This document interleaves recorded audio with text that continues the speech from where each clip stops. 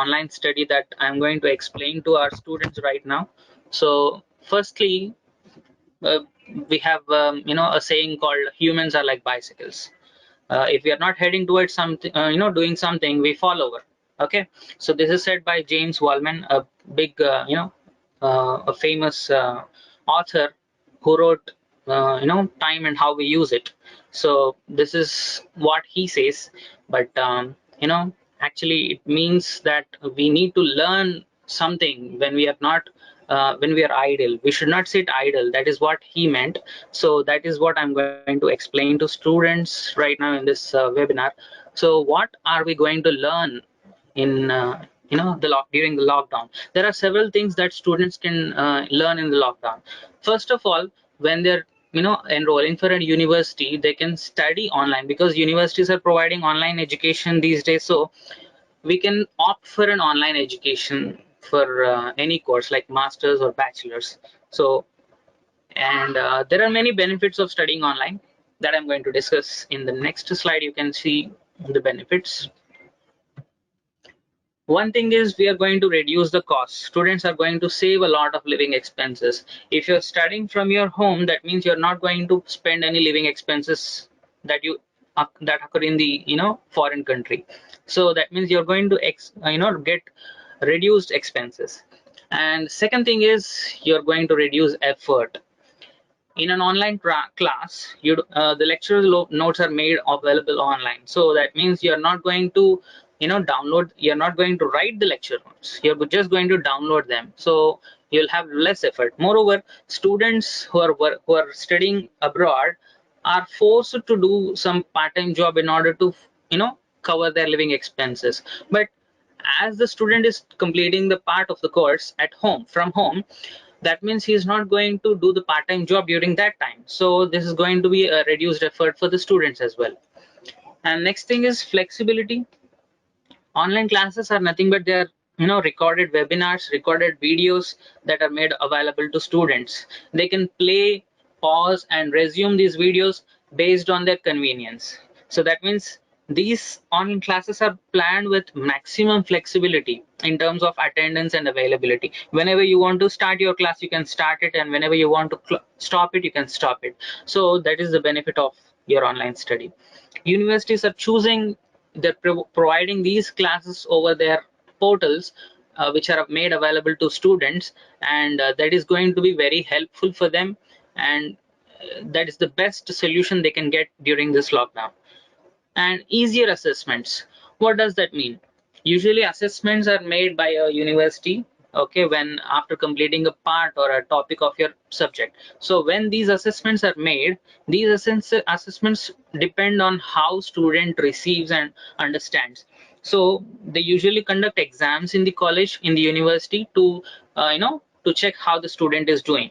So in the conventional paper-based test, the student will have to answer all the questions, and because he's taking the course, he should learn everything that he's being taught. So it's not lenient, but assessments made online are a bit lenient. They judge the student just by looking at what he is capable of understanding. Okay, so they're not as difficult, as tough as the paper-based conventional exams. So that is one benefit that students can get using the online study. And next thing is academic gaps. So if you're completing the course, a part of the course from your country, from your home, that means you're going to take the internship or post-study work permit early. So after completing 3 or 4 months of course, you'll be left only 1.5 years of course. So you'll go to post-study work permit, or you'll go to the internship early, but faster than other students, and you'll have lesser gap.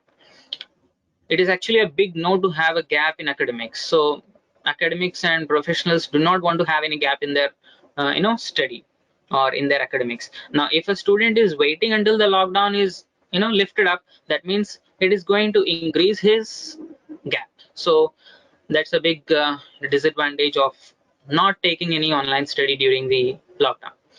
So after discussing about all these advantages of studying online, whether or not to study online, it is finally left to the student to decide. So if you want to sit idle, or if you want to do something productive, that's completely up to the student. So we have a poll here. The poll is basically like, what are your reasons to study abroad? So I want our team to, start this poll so that our participants can enable and, answer give your opinion about this poll. Just click on the option which you think is the correct answer. Do you want to study abroad because of career enhancement, or because of quality education, or because of settling abroad, or just because it's a status quo?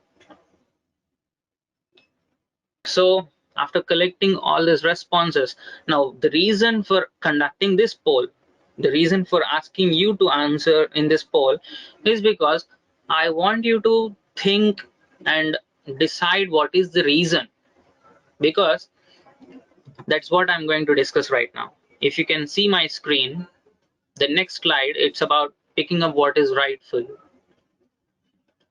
So what is right for a student? There are several factors that affect students' decision while studying abroad.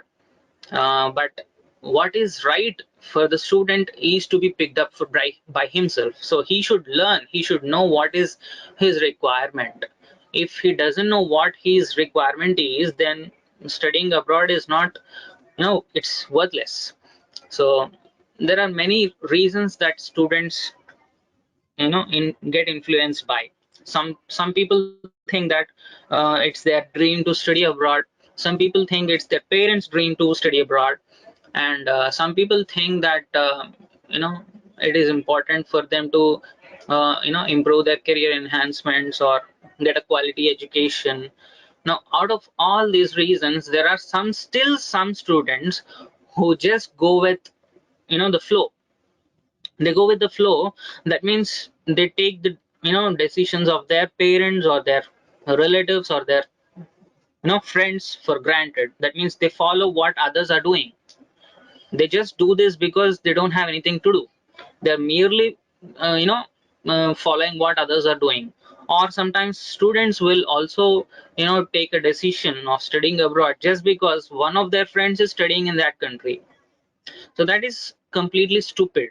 So I want students to take their own decision and think what is important in their perspective, then take a proper decision. So that is the reason why I put the poll for you.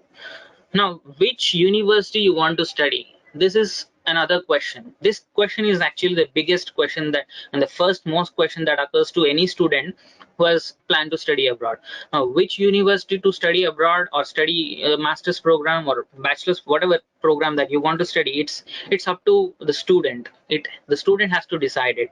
But some things influence your decision, like what is your choice? Do you want to study at the best university? Some people say, I want to study at the best university. Even if you can, if it is possible, even if the tuition fee is higher, or even if the tuition fee is beyond their affordability, then they go for the university just because it's the best one. My personal choice is that study at the right university than studying at the best one. Now, what is right university? Right university is something that is the best among the ones that is providing the course of your choice. Okay, just because you want to study at a good university, nobody wants to study a computer science program from, let's say, a top business school. That's meaningless. So choose the course or choose the university that suits your requirements. That is what I mean by this. So what are your requirements? You should understand it. So do you want to study business program? Do you want to study a computer science program? Now again, if you want to study a business program, you should not get tempted by the range of technological courses a university is offering, or maybe their laboratory facilities. They have nothing. Those facilities have nothing for you to do, because they are for different students, not for a business student. That makes no sense at all. So what is right for you is what a student can understand. We cannot influence that. So student has to understand what is right for him. So based on that, he has to decide which university or which program he has to choose. Now, choosing the right course also depends on your career in your, previous education, previous qualifications. So if you have completed a bachelor's in computer science and you want to pursue masters in a computer science program, okay, so it is understandable. If you have completed a bachelor's in computer science and you want to change to, let's say, MBA, that is still understandable, but you should have reasons to do so. If you do not have any reason, just because everybody is doing MBA or you have better opportunities in MBA, you're changing the, streamline from computer science to business. It doesn't make any sense. So if you have a strong reason for changing your career, that's good. But without any reasons, it is not good. So that is what I wanted to say. Now, as a consultant, it is the responsibility of every consultant to share the right information with our students. Now, some consultants give misleading information because they just want to promote some options, you know, their universities, because students, if the students enroll in those universities, they will get more benefit. So this misleading the students by promoting wrong options is that doesn't work in the long run. So if it actually takes a lot of years to build a good reputation in the market. Now it just takes few minutes to ruin it. So uh, it's not a good way to do the business. So business is different. We have ethics, business ethics, so we should follow those business ethics.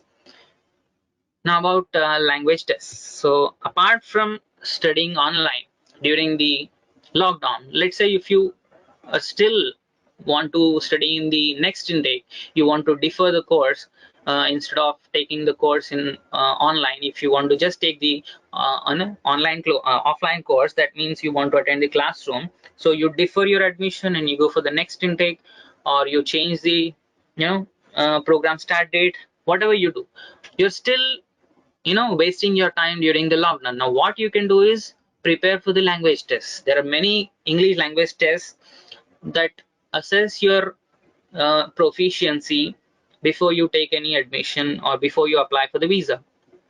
Now instead of wasting this time during the lockdown, what you can do is take some English language tests. Not just English language tests, you can take other languages also, but that is the next topic.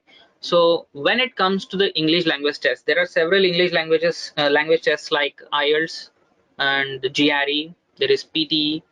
There are other tests also, but all these tests cannot be taken from your home. That means the student has to attend test center, go to the test center and take the test face to face. Okay, a paper based test or computer based test, whatever it is, the student has. Yes, there are some computer based tests also, but still the student has to go and appear at the test center. Without that, the test cannot be taken. Now how is it possible to take a test when you're not allowed to go outside during the lockdown? Now, keeping the lockdown in view, some test makers have created some new tests. They've come up with some new tests that can be taken from your living room directly. So from your home, from your laptop, from your computer, from your desktop, you can take any test which doesn't require you to going to the test center. So this can be done during the lockdown. Now one such test is the Duolingo test. Duolingo English test is, it's a test that can be taken online, and it's a, English language test. And that is the first of this category which started, taking tests from home. Now, this test can be taken from anywhere, anytime, any point of time. Just that the only condition is that you need to have a laptop and that should be connected to the internet. Now, if you have such facility at home, then you can take up this Duolingo English test. So hence in this situation, the pandemic situation, the lockdown situation, you utilize the existing free time in preparing for the test and writing the test from home. So it is a perfect solution for students who want to prove their English language proficiency. Now, if you do not have IELTS and you do not get admission, then you do not have any chance to get you do not have any chance to study abroad. Now IELTS is not available, so what you can do is take a Duolingo English test from your home and prove your English proficiency. After Duolingo, IDP also came up with the IELTS indicator test. There is a test that can be taken from home. It's given by IDP, it's organized by IDP. It is just like IELTS. Actually, it is called IELTS indicator. Okay. So why it is called IELTS indicator test is because it's not an official test, it is a practice test. So students can take this IELTS indicator test from their home, and they can again, you just have to have a laptop that is connected with internet. But the only condition is that after taking the test you can get an admission that is conditional. You cannot get a unconditional admission using the score you get in the IELTS indicator test. After completing the IELTS indicator test, you should still take the actual IELTS test in order to apply for the admission or for the visa. So that is about taking English training from home. The next thing that you can do during the lockdown is learning a language. For students who are applying for European countries like say France, Germany, Italy, Spain. So for students who are applying for European countries, you can still use this time in order to improve your language learning skills. So there are many languages in Europe. Especially in Europe, it is very important to learn language. Language is an important factor of learning process in Europe. There are almost 2 dozens of languages in Europe, in the entire Europe. So there are many countries in the European continent, and every country has its own language. And students will be benefited by learning their local language. It is not important, it's not mandatory that you learn a local language in Europe, but if a student is going to study abroad, he will have to live there, and he will have to maybe work there part-time, or he will have to talk to people who are local citizens. So to do all these things, it is important that they learn the local language. Now Forbes has reported that European languages are the language of the future. So many European companies have international locations, including in India. So a good knowledge on German or French or Spanish or Italian, these kind of languages will boost your chances of a career opportunity with a European company, and that too in India after completing your masters. So it's a very important thing. And then uh, after language preparation, like if you want to test yourself, you need a testing platform. Without learning the language, without preparing for the language, you cannot take the test. But then how do you again take the test, or how do you at least prepare or learn the language when there is a lockdown? Like there are places where you can attend classes to learn these languages, but again in the lockdown it is not possible. So that is what I'm discussing about. There is a platform for everyone to learn European language. Not only European language, you can learn any language from this platform. It's called Duolingo. The same company that started the Duolingo English test is also doing the Duolingo language skills. So this is an American based platform that is providing a language learning website and a mobile application, both which are accessible free of charge, without any charge. You can register yourself and you can choose any language you want to learn, and you can learn the language using that website or using that mobile application, both of them.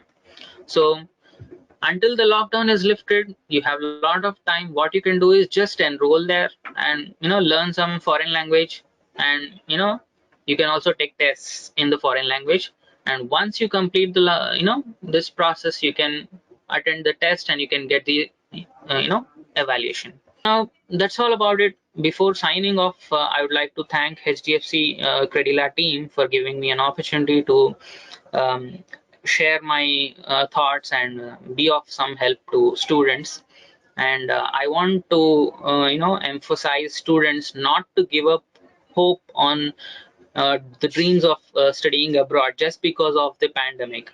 Okay, don't let the lockdown knock down your dreams. So just because you came up you encountered with a small pandemic which is obstructing you, just don't give up your hopes. And remember that when the dust settles down, things become very clear.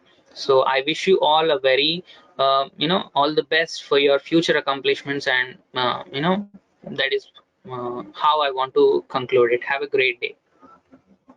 And before that, before stopping the session, I would like to ask you if you have any questions. So please ping using the questions box if you have any questions, and I'll be glad to help you. So there is a question: how soon can a candidate resit the test? Okay, let's go one question at a time. Is IELTS test completed in one day? Yes, it just takes 3 to 4 hours to take the test, and IELTS indicator test takes less than 3 4 hours, and Duolingo test, I think it takes almost 1 hour, not more than that. It's a small test, so it doesn't take much time. Just within half day you can complete the test. And then the next question is, how long is an IELTS score valid? IELTS score is valid for 2 years. What happens if I could not attend the test due to some unavoidable circumstances? Now, if it is a offline test, if you could not attend the test, then you will be marked absent and you will have to take the test again. The fee that you pay will not be refunded. I've seen the same thing with IELTS, IDP, and British Council. So if by any reason a student could not attend the test, that means it is cancelled. Okay. And about the online test, I think it is, you can take the test again. You'll not pay anything, because yes, you'll pay some amount, but it is not that big amount. Like for Duolingo, it is just $49. And I think for IDP IELTS indicator test, it's about $150. So not attending the test means you're wasting the money. That's all. Can I change my speaking test date? Yes, you can do it before 1 week of this test, you know, date. If you contact IDP or British Council just 2 days or 3 days before the test date, it is not possible for them to reschedule the exam. But if you contact them well in advance, like say 1 week in advance, then they will be able to help you. They will definitely change the speaking test date. How soon can a candidate resit the test? Immediately the next day. So for the whichever test, whichever depends on, again depends on whether you take it at whether you take IELTS or whether you take GRE or whether you take PT. It depends on that. You will have to you'll have to book the slot. Now it depends on the slot. During the lockdown, we don't have slots. All the slots are cancelled. But if it is an online test, you can take it immediately. And if it is an offline test, you will have to wait until the next slot is available.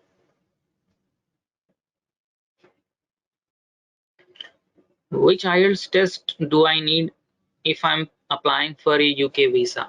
Okay, fine. Which IELTS test? There are different types of IELTS. Like if you are considering the organizer, there is IDP and there is British Council. You can take either of them. Both are accepted. And there is something else called UKVI IELTS.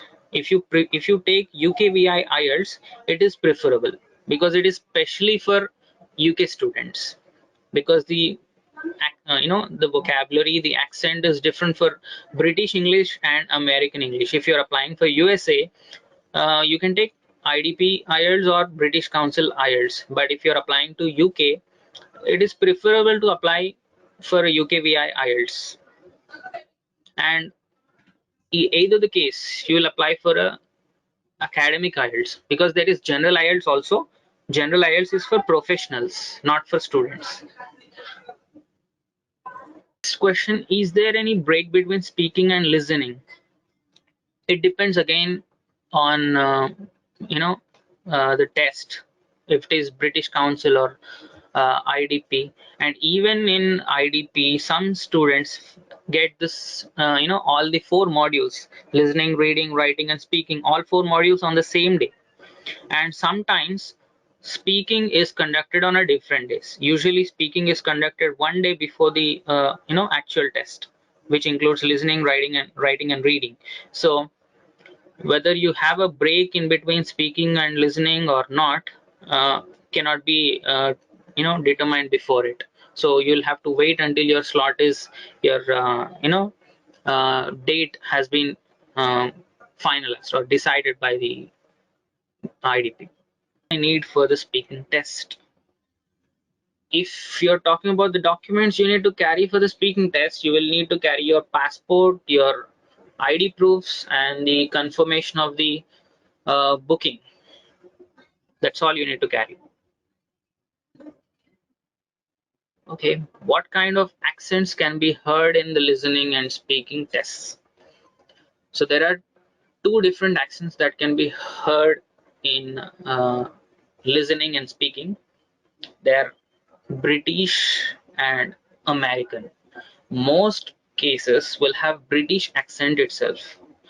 So the voice and the accent will be British in both listening and speaking. So very rarely you will see American English. But then there are some cases where you can see any accent, because the topic under discussion could belong to some other country. Like let's say in the speaking test, or let's say in the listening test, you will see 2 people talking to each other. One person belongs to US and one person belongs to so you see both accents.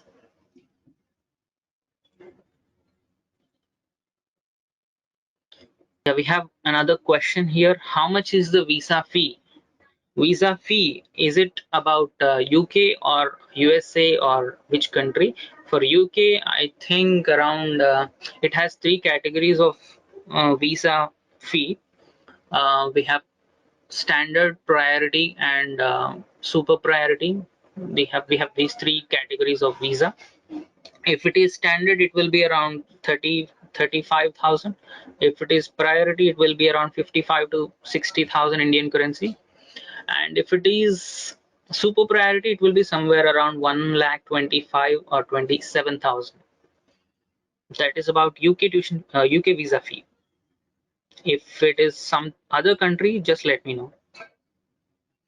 Do I need to make an appointment to apply for a visa? Yes, of course, you need to make an appointment. So whichever country you apply for, you will need to make an appointment to visit the VFS center, to submit your documents in the embassy, and to give an interview if it is required. So yes, you need an appointment to apply for a visa. What is short stay visa? Some countries do have short stay visa, which is a temporary visa. Like even student visas are temporary visas. So short stay visa and long stay visa are applicable in Europe. In Europe, we have tourist visas and visit visas. Family visits come under short stay visa. And student visas, work permits are long stay visas, if that is what you meant. So that is my answer. How long does it take for the visa to be ready? Okay, so if you're talking about the decision of the visa, if it is USA, they give the decision right away. When you attend the interview, they give the decision right away. And if it is some other country like UK, it depends again on the category of the visa that we apply for. If it is priority, it takes 5 days. If it is super priority, it just take 1 day. And if it is a standard visa, it takes almost 30 days.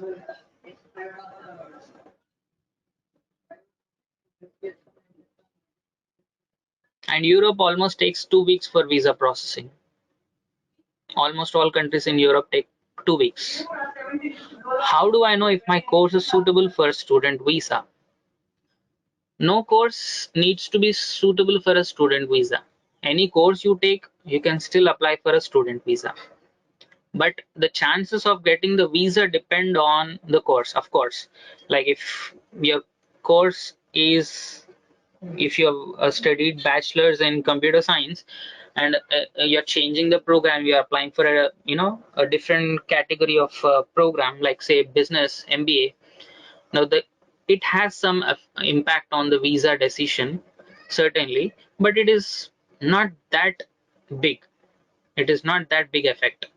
So you should still get the visa if you change the program. Course does not actually impact your visa decision. So can I include my parent in my application? If you're talking about student visa application, you cannot include your parent, but you can ask your parent to apply a separate application to visit you. They can apply for a visit visa and visit you. And if you're studying, again, if you're studying a program and if you're below 18 years, then it is mandatory that you're required to be accompanied by a parent or a legal guardian. Otherwise you are not allowed to travel anywhere in any country. So that also depends on your age. If your age is more than 18 years, then you should travel alone. But still your parents can visit you. What is a confirmation of enrollment? Okay, fine. This is a question pertaining to Australian applications. So if a student has applied to Australia, he will get an offer letter, and after paying the tuition fee and after clearing the interview and after clearing all the requirements for the admission, he will get a final letter that is called a confirmation of enrollment, using which he can apply for the visa. Without a confirmation of enrollment, an Australian student or a student cannot apply for an Australian visa. That is what is called a confirmation of enrollment.